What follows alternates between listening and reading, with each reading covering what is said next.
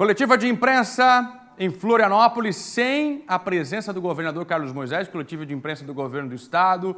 Quem falou foi o secretário de administração, Jorge Eduardo Tasca, também a Controladoria Geral do Estado, que, mais uma vez, tenta aí explicar a compra de respiradores, denúncia de superfaturamento, inclusive denúncia que já provocou a queda do secretário de Estado da Saúde, Elton Zeferino, e promove investigações na Assembleia Legislativa com uma CPI no Ministério Público e também na Polícia Civil através do GAECO. A Ana Vaz está por aqui, deixa eu conversar com ela. Ana, o que foi dito nessa entrevista coletiva? Qual foi a manobra do governo do estado para explicar então a compra desses respiradores? Conta tudo pra gente. Boa tarde.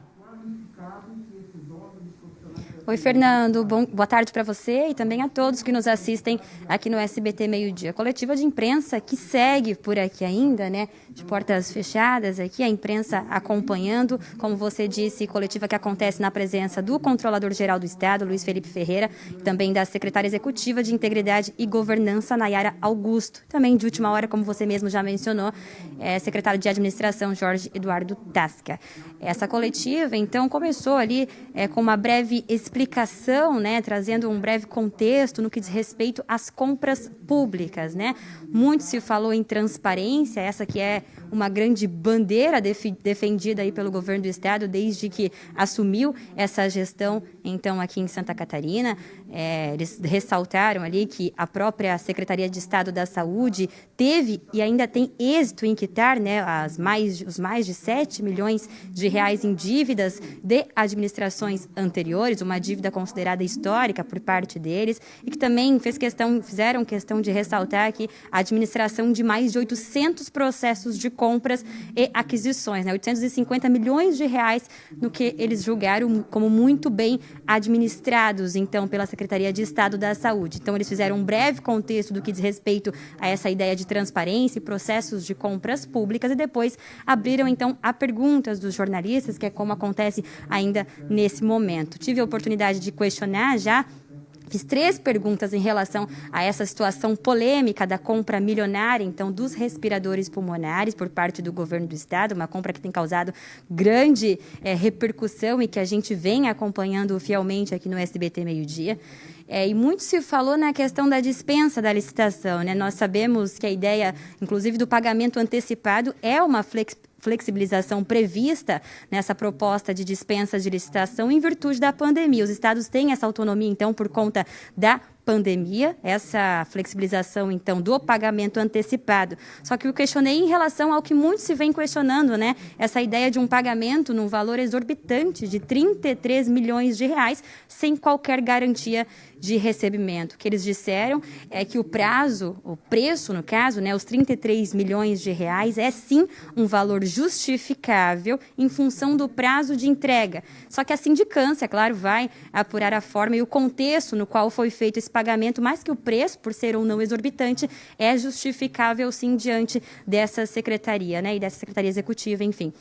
Eles falaram, inclusive, que a gente sabe que o prazo ainda segue, né, para a entrega dos equipamentos, e nossa equipe recebeu uma nota oficial por parte da VeigaMed, que é a empresa pela qual o governo do estado fez a compra desses equipamentos, empresa que ainda não fez a entrega desses equipamentos.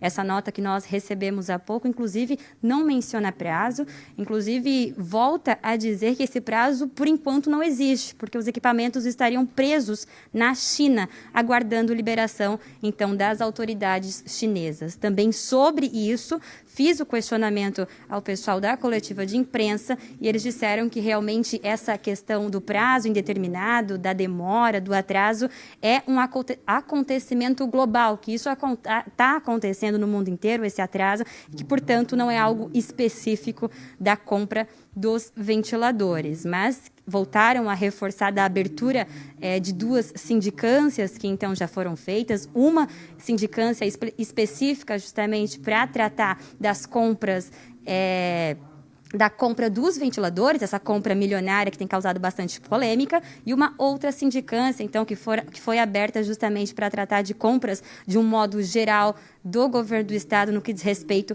à pandemia do novo coronavírus. Questionei também em relação a uma possível falha por parte do governo do estado na hora da escolha do modelo desses respiradores. Uma falha que a própria empresa Veiga Med alega também por nota oficial que nós recebemos.